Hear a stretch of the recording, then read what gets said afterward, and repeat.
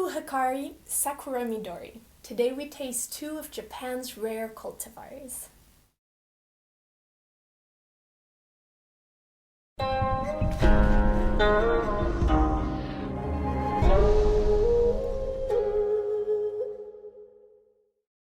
Hi tea friends, this is Elsa with nannuoshan, where we share in the pleasure of drinking and discovering genuine farm teas. If you're new to our channel, please don't forget to hit subscribe, and if you like what you're seeing, please don't forget to give us 2 thumbs up. And we hope that with us you'll learn a little bit more about tea and maybe even expand your brewing skills. So, welcome. As you can see today, I'm here with my good friend and actually brother-in-law, Alex. So, how's it going? It's going all right, thanks, Elsa. Yeah? I'm really looking forward to this, I have to say. It's very exciting. Yay! So, actually, Alex and I've been crashing with him and my sister for until tomorrow for a little while. Until today. Yeah, until I'm today. leaving today. And so it's given us some good chances to share tea in the kitchen every once in a while. And what's been really fabulous is that actually, so Alex is a fabulous tea party partner, but he actually comes at it more from the realm of being a wine connoisseur. And so it's been kind of fun to see where the two realms actually completely Intersect, yeah. Intersect. Connoisseur right? is a very generous term. Thanks very much for that. Compared to me. Enthusiast, yeah. Enthusiast, yeah. And so, yeah. Yeah, but definitely a tea enthusiast as well. This is really quite exciting. It's been quite good fun having you around, to be honest. Just being able to sample the different teas. Thanks, Alex. So do you remember, before we even start looking at how the two compare, have you been a big tea drinker? Do you drink tea on a regular basis? Yeah, well, I think by virtue of being English, I think everybody has a strong brew every day as a bit compulsory. Yeah, so I think, like, generally, I really enjoy that sort of tea, but it's quite sort of contextual, and it's very different to this kind of, how I'd enjoy this kind of tea. So I think in these sort of more fragrant Asian style types of tea as well, like I really sort of do enjoy. I grew up in Hong Kong actually, so. Okay. So do you have some memories of drinking tea in Hong Kong? Quite a lot actually. I think it sort of really exposed me to the idea of like tea being this really multi-dimensional kind of like experience. Because you know, as I'm sure, like, you know, a lot of people who are familiar with going to a Chinese restaurant, it's everybody sitting around a table and sort of being able to eat all the food in the middle, and the tea sort of really sort of helps accompany and sort of enhances the overall experience. And I remember sort of really getting presented with things like, you know, your extensive Chinese sort of meal options, you know, all the different foods in the menu, and then a separate tea menu, and then just being sort of a bit sort of aghast at the sort of amount of tea that was in there, oolongs and then jasmine and pu'er and like chrysanthemum and flowers, well, things that I thought were flowers like being used as a tea. It was really eye-opening. Delicious though. Fabulous. That's exciting. And so would you say that, okay, so you love the traditional British cup of tea, black tea with milk, but when you're straying from that, is there a kind of tea that you gravitate towards more, would you say? So we have plenty of sort of this sort of smoky kind of Burmese tea. I'm not quite sure what kind Alex of tea. and my sister lived in Myanmar for a while. Yeah.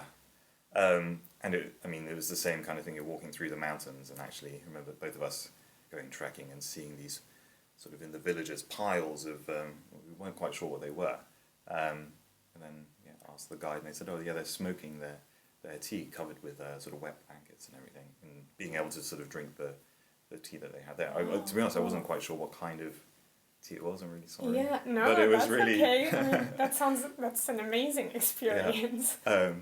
So we have a lot of that. So in terms of like gravitating towards a particular kind of tea, that's probably the one, just because we have a lot of it. But then I think in terms of sort of other favorite kind of teas, I'm just kind of assuming that was going to go down with that direction because it's nice talking about it. But I really liked pu'er teas. I think they're quite earthy and there's sort of tawny kind of colours. I think it goes really well with really like sort of greasy foods, and that probably explains because I really like roast duck.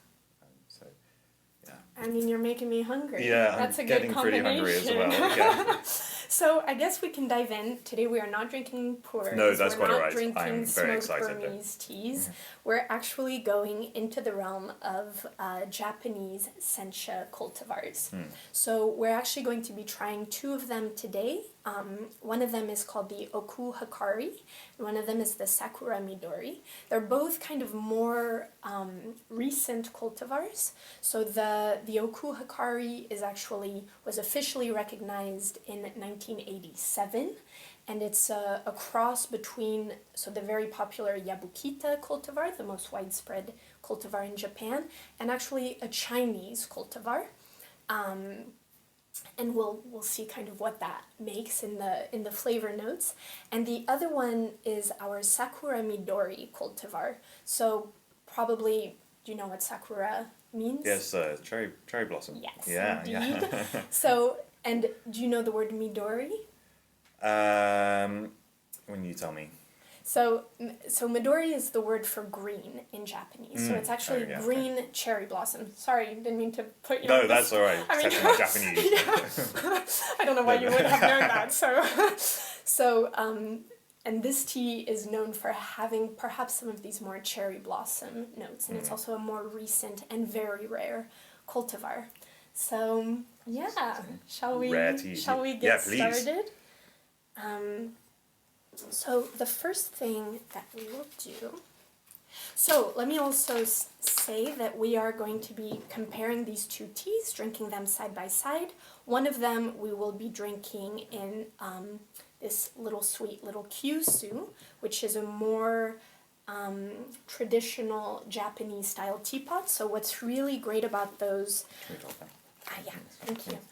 So not only are they smaller, but they actually have the handle on the side, and that makes for a much, just like a really effortless pour. You know, I feel like sometimes with the Western teapots, there's kind of like an awkward, like, how am I don't know. It feels a little more clunky, and there's something about the design of this. This one's very elegant, right? Yeah, I agree. Very, very elegant. And then the other one we're actually going to be drinking out of this darling little gaiwan, but it's actually so sweet and delicate and small that it feels quite Japanese to me, even though it's of course more of a... So would you only find this one in Japan and this one in China, or is it like you can find them both in both? So countries? you wouldn't only find them in one or the other, but it's true that this is more what you drink tea out of in China, in Taiwan, for example, and this is much more what you would find in Japan. Oh, I see. So actually, in Japan, you don't really encounter gaiwans so much. We're only doing this today because it's what I have around. All right, so why don't we... Let's see, we had a whole system of which one was going to go where. I think this guy we were going to put in our gaiwan. Oh, well, and first what we want to do is heat up our vessels so that we can kind of, we can start to smell the aromas of the teas. That's the idea, to warm it up. You can't just pour it in the tea in cold and... Yeah, I mean, so... Technically, you could, but it is preferred to first warm up the vessels that you're going to be drinking out of, both so that you don't automatically lose the heat that was in the tea, but also because you're going to see right now, for example, so we're going to put some tea leaves in these vessels, which are warm but don't have water in them, and it'll help us to really start smelling the aromas that are in there. So that's always it's actually, I would say for me, it's probably one of my favorite steps in the tea brewing process is that initial... So, okay, we've put it in a hot but waterless brewing vessel. I'm going to shake it a little bit, and then we're going to smell what those first aromas are.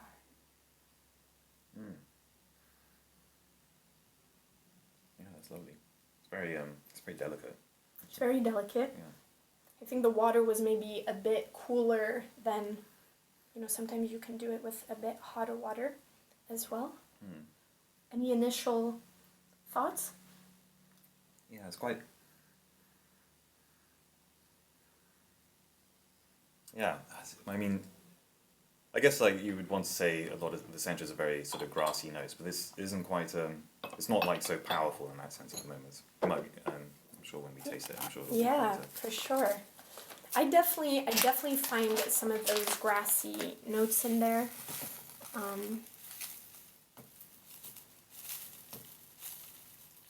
Then how do you know how much to put in as well? I'm just very curious about Yes, so good call. I'm not very scientific about it. I think... That's the air of professionalism. So really you want to aim for about 3 grams or so Okay. in a vessel about this size.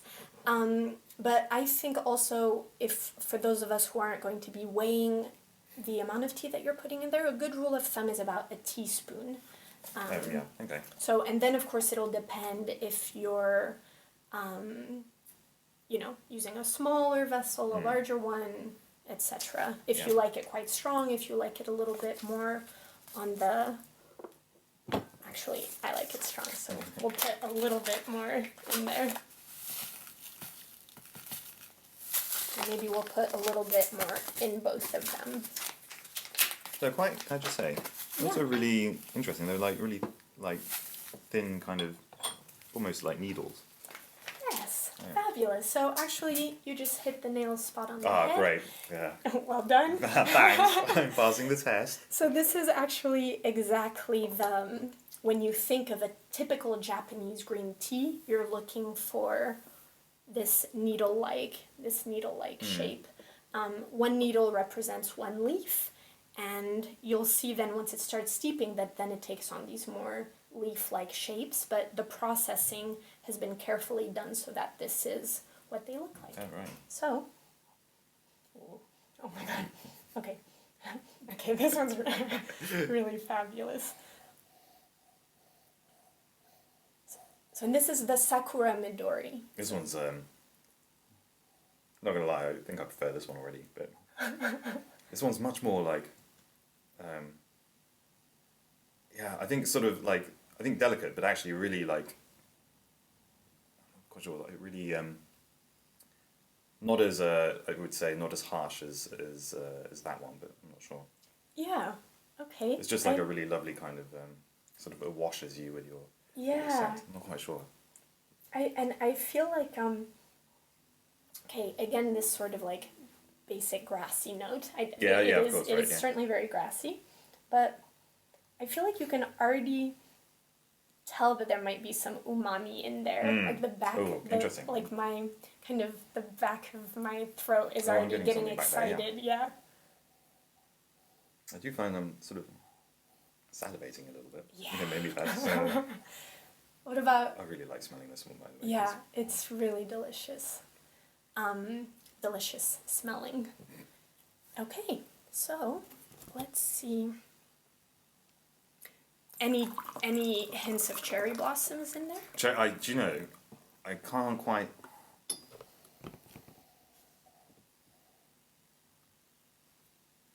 I feel like it could be on the way there, but I don't know if that's like psychological tricks playing on me. But... Now that we know that it's now that we know the name. Okay. But I'm anticipating that, I'll say.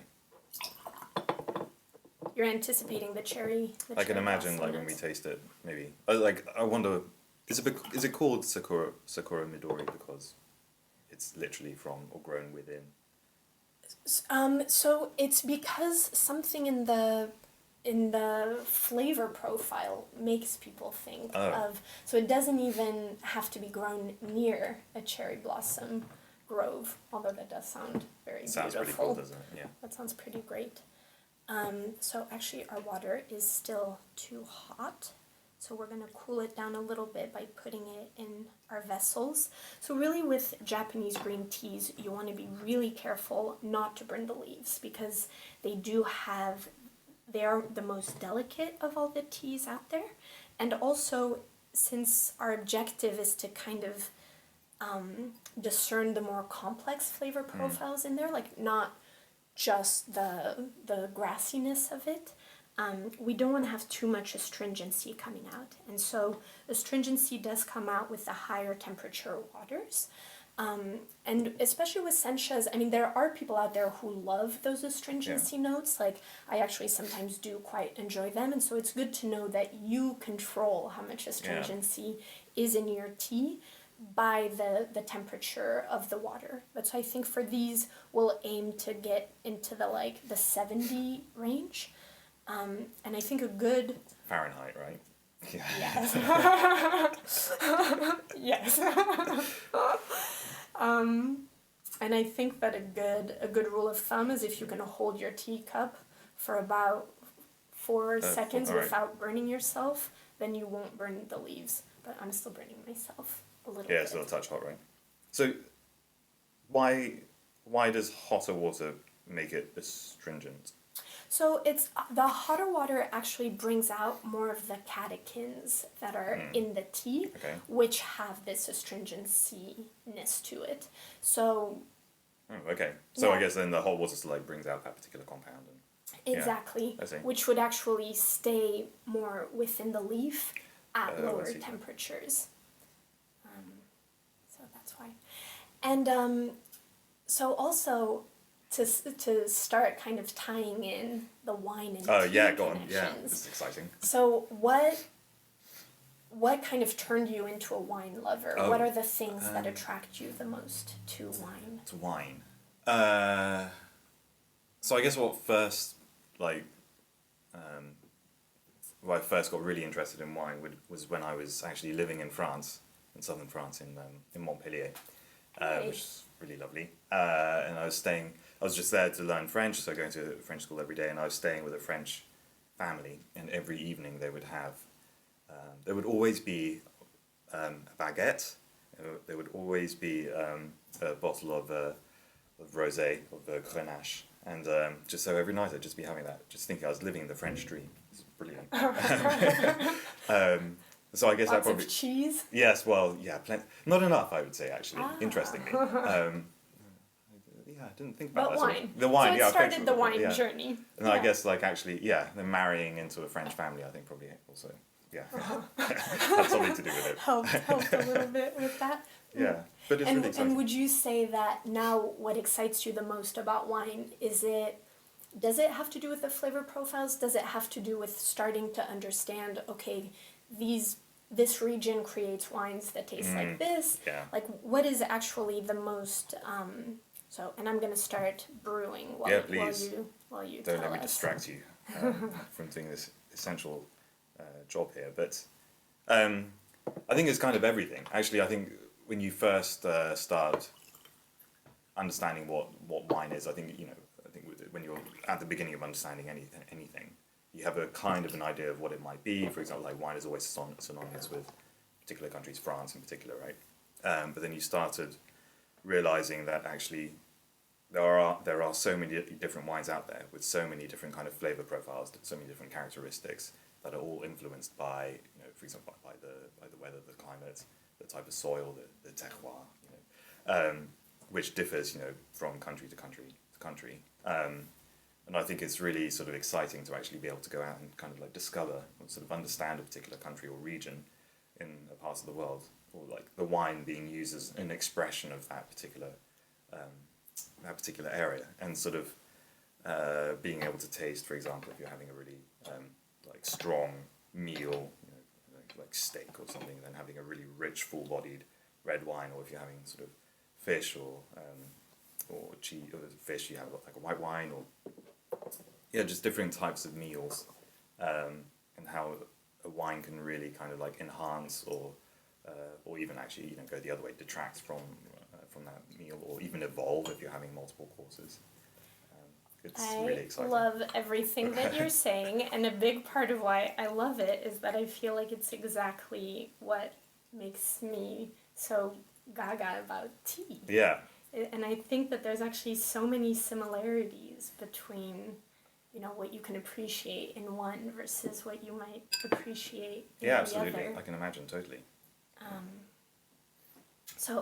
I started pouring because I was getting distracted by your fabulous story, but actually with Japanese teas, so what's great is you can steep them multiple times, and the best is if you do these sort of shorter steeps. So 30-second steeps will really let you taste the evolution of the teas.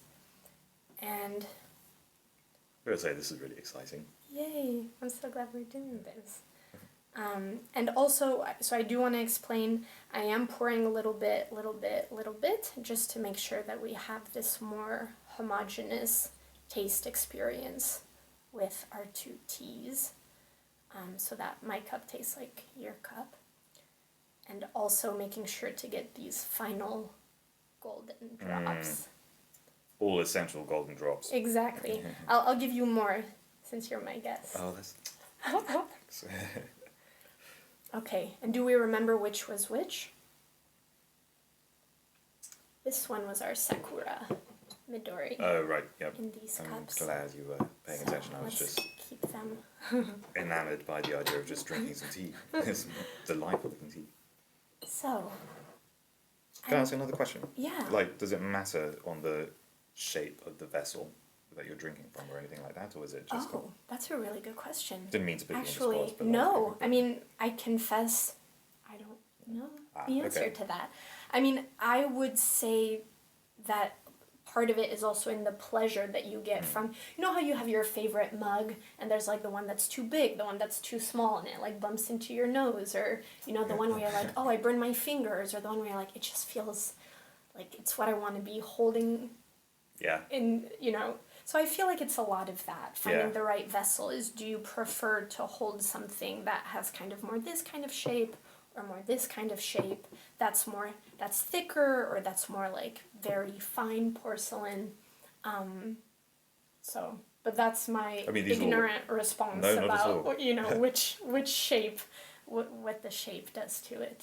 Because I think they're all really, it's fascinating actually. It's really like, because each of them might have like a subtle, there's a subtle difference between each of them. I'm just looking at them. Didn't mean to call you out on that. No, it's a great question. If someone knows, please, you know, tell us, give us your thoughts in the chat of whether the shape of the cup influences the taste. All right, shall we dive in? Which one? I'm excited. This one? So maybe we'll go left first. We'll start with our Okuhikari. So, first. I mean, we could also first smell the leaves. Oh, sure, yeah. Not that they're wet.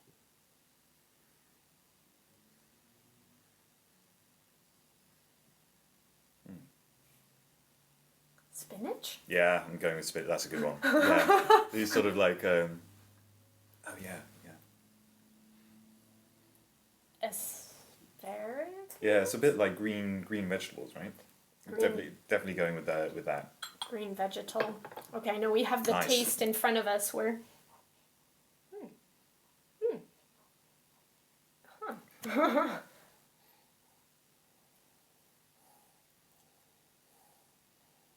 So my glasses are fogging up, but...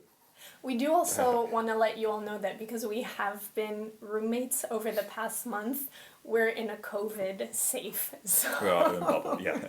We're in a bubble. That's not so much spinach. There's not so many green vegetables, whatever, which is probably quite nice if we're, you know, it's probably too much. A thing is too much spinach, but yeah. Popeye would disagree. Yeah. Nice. Shall we dive in?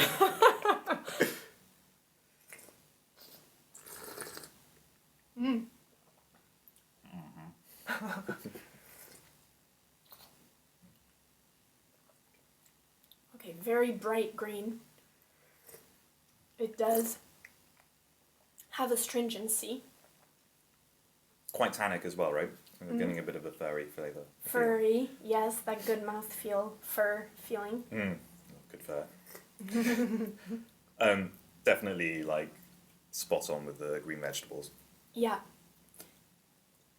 Like snap peas. Snap peas, yeah. There we go, yeah.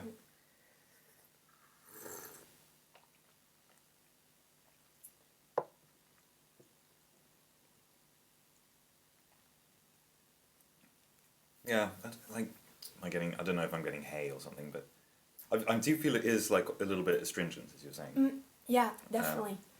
And I also feel like it's really... Well, okay, let's try the other one before it cools down. Oh, yeah, we could. So I don't mean to be dictating. No, it's good. Let's cleanse the palate. Yeah. Is water the best thing for that? I think so. Yeah. Okay. Yeah, that makes sense. Because if you drink some grape juice, then your next cup of tea will taste like bit grape like grape, juice. yeah. But, whatever. You Me. could also eat just a saltine cracker.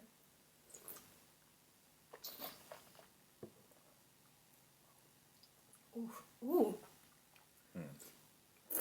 I don't mean to just ooh each time we're around the Sakuramidori. No, it's infectious. I like this. The enthusiasm is wearing off on me as well. This one's like the bee's knees. This one's great. Ooh. Okay. So much umami. Do you find Yeah, definitely. umami? I definitely find it. I'd still say the same sort of quite high tannins, but there's much more, I would say, like complexity and flavors. That one, not to, Not to put down the Okuhikari. Exactly right, yeah. But this one feels a lot, I think there's a lot more going on with this one. There's more to sort of discover. I kind of wonder if I'm getting the Sakura. I've never eaten one. But I agree. I'm feeling some floral blossoms.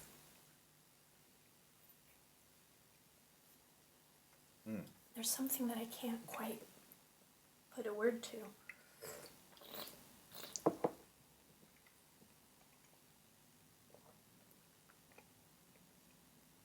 Do you know? I think, I'm not sure if it's because it's the cherry blossom, definitely getting some sort of like stony fruit. Oh. I'm going to go with some stony fruit. I'm going to have to think a little more about that though. Okay, let me think. Like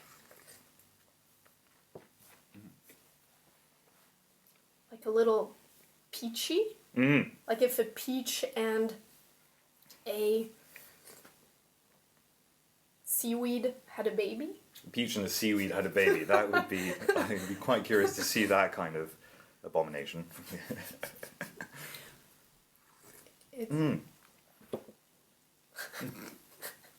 Sorry, not on the baby, but yeah, I was thinking of apricots as well. Those kind of like, yeah, like, I don't know, those bright stony fruits. That's really, I like this one. So what I think is also really interesting in having these two side by side? So the Okuhikari does come from the Yabukita cultivars. So it actually has much more, just kind of the typical what you would expect from a Japanese tea. Cut grass, very green, very bright. Like when I first started drinking sencha, one of the main descriptors that always just came to me was with a lot of these Yabukita based teas is it's very sunny. It's very bright. Like you feel like you're inhaling the summer sun. And so that's how I feel with the Okuhikari, whereas I feel like the Sakuramidori does get to these much more complex Yeah, totally agree. flavor notes. The umami is really, like it really coats the tongue, and I can feel it in my throat as well. I was just going back to the Okuhikari. Yeah. I've just kind of finished my cup, but I was getting at the end, I'm not sure. But like, maybe like some almonds or something, like marzipan. Interesting, right? Ooh, let me. It's... You can totally disagree. No, I totally do agree. There is this sort of like, that feels like a more like grounded nuttiness to it. Okay, so let me ask you, Yeah, go on. while we cool this water just a split second longer. So, because I feel like some people start out and they're kind of super tasters from the beginning, right? They they taste something and they're like, yes, hint of nutmeg, cinnamon, and a little bit of banana, whatever. I've never been one of those. And I remember at one point in my tea journey, I met this guy who was actually a coffee sourcer. And he was explaining to me that it's a muscle. It's like anything else, right? You're working on identifying what those flavor notes are. And at the beginning, you're not very good at it, but then you just start refining, kind of like being, first of all, if you know, okay, well, these teas are known for these flavor profiles, so already you can kind of check those boxes of, am I finding that? And then finding a little bit more complexity, diving in deeper. But do you remember what your, journey of recognizing flavors has been? Like, were you good at it from the start, or? Not at all, I would say. I mean, yeah, it's sort of the kind of thing where I think, with wine, just sort of drinking a glass of wine, like, yep, that's wine. Yeah, that is a red wine. That is some green tea. Totally. Toasting some grape, and actually, I think it did take quite a few practice. I think you're right. It's just it's a muscle, right? You just have to keep. The only way you can really sort of get to a really superior level of being able to really pick out all those different kind of flavors, those aromas, is just by practicing. And I think just by doing that consistently over time, I've sort of felt I'm starting to be a bit more comfortable. I often also, I have a flavor wheel as well, and that sort of helps me. Yes, I love a flavor wheel. Yeah. Because there's always like those moments as well where you're drinking something and you're like, I really like, there's a flavour there, I know what it is, but I actually, I don't.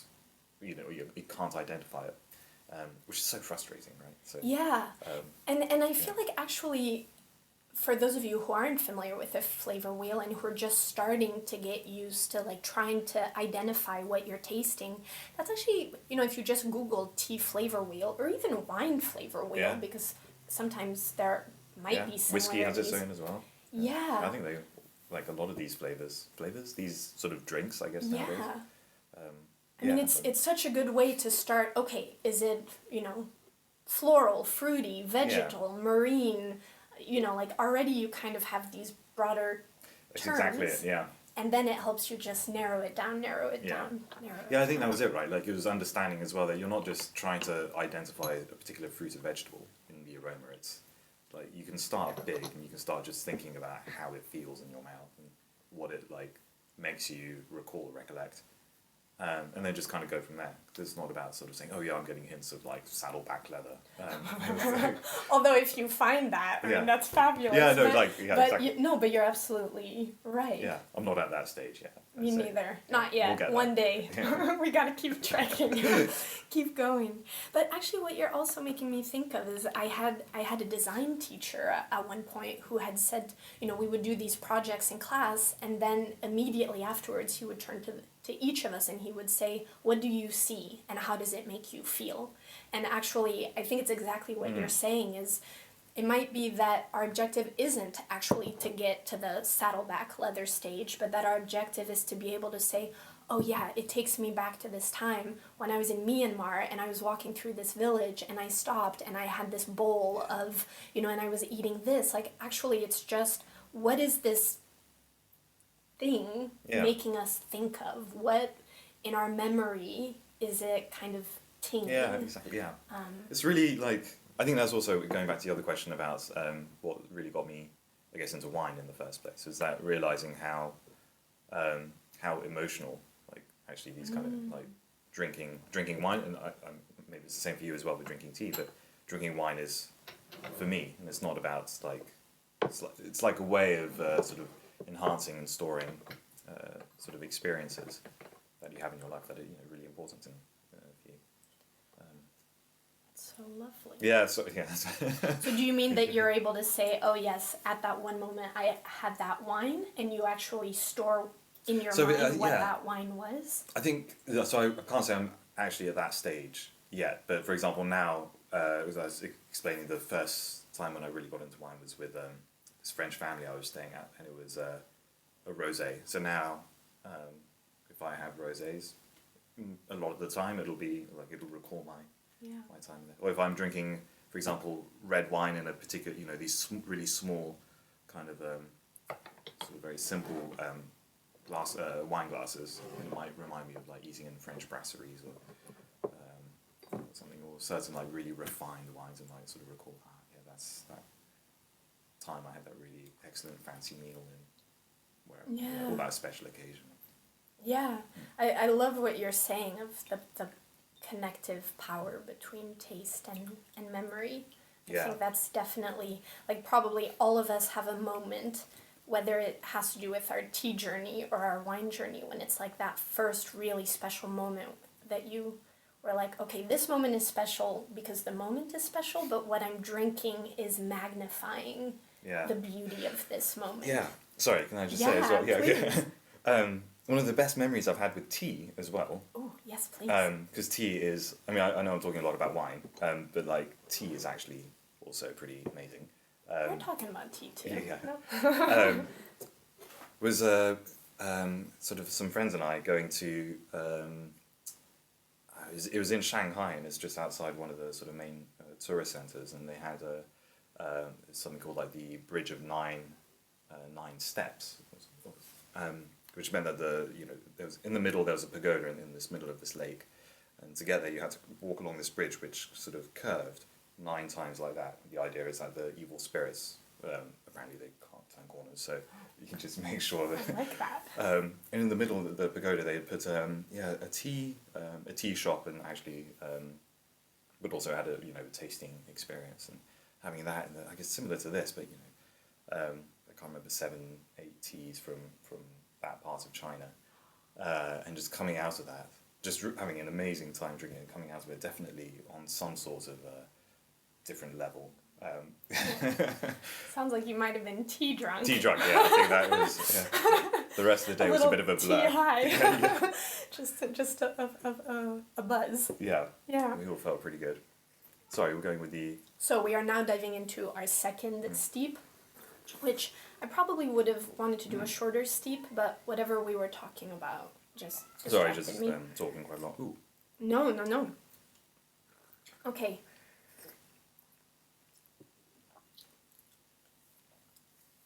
Much more astringent. Yeah, definitely. Tell you what, the finish is still. I mean, no, we just tried it again, but something I didn't remark on, but the finish is quite.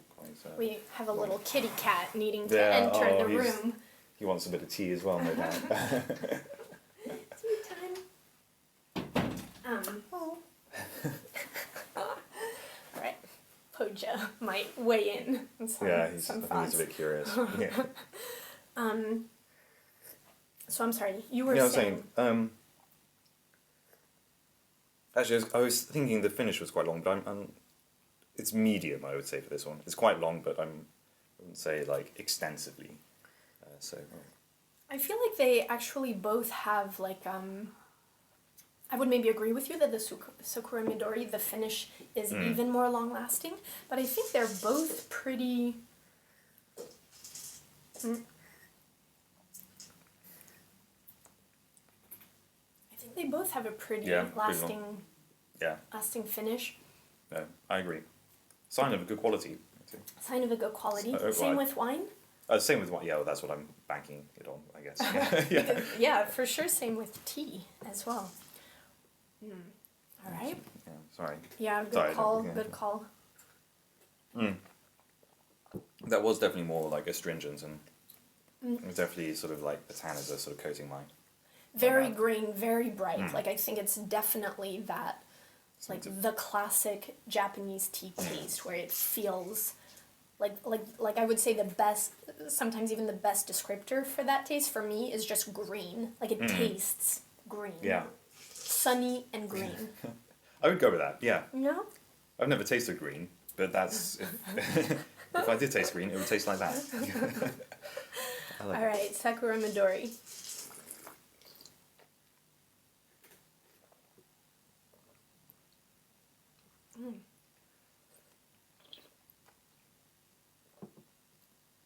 Okay, so we could have steeped them less long. The little. That was my fault. That's right. Also, the cat is very musical right now, but Yeah. that's okay. I think he's giving his opinion.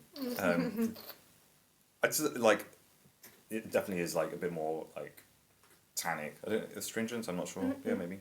But you can still, like, the complexity still kind of like come through. I'd say. Yeah. It's still like the more sort of like secondary flavors are still there. I think it's So really layered, actually. Yeah, Like, yeah, totally. the notes just keep on evolving. Yeah, I like this, actually. It's a kind of good one. Like, if you have, like, over a long meal, like, it'd be the one that keeps giving, I guess. Yeah, and actually you could do multiple steeps with it. So I now find it quite floral.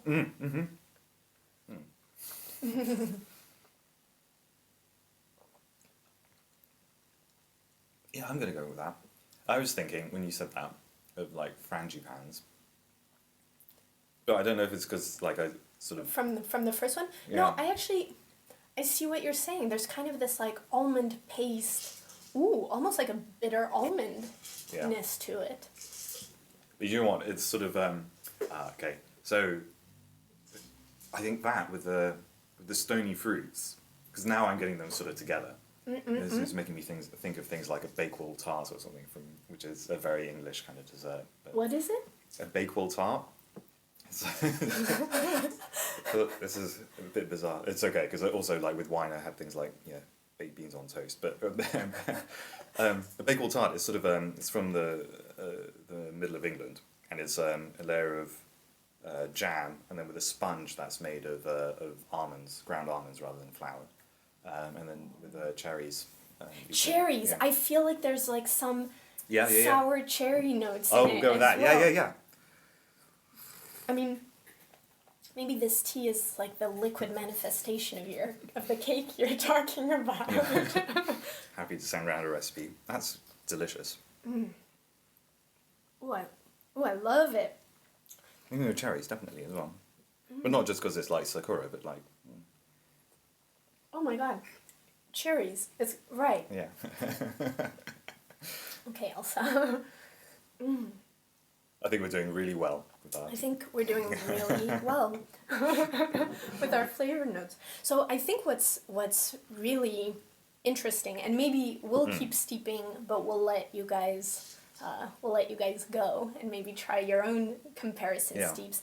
I think it's so helpful to be tasting different cultivars side by side, because otherwise it would be so easy to just say, oh yeah, it's like that typical grassy green. Yeah.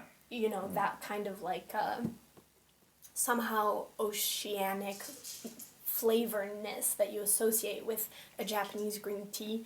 But then having two side by side, you're able to say, okay, well, wait a minute, they both do check those boxes, but there's so much more happening to differentiate between the two. Yeah. And I think being able to jump from one to the other is the best way to say, okay, wait, this thing that this one has that one doesn't have, how am I gonna express it? Yeah.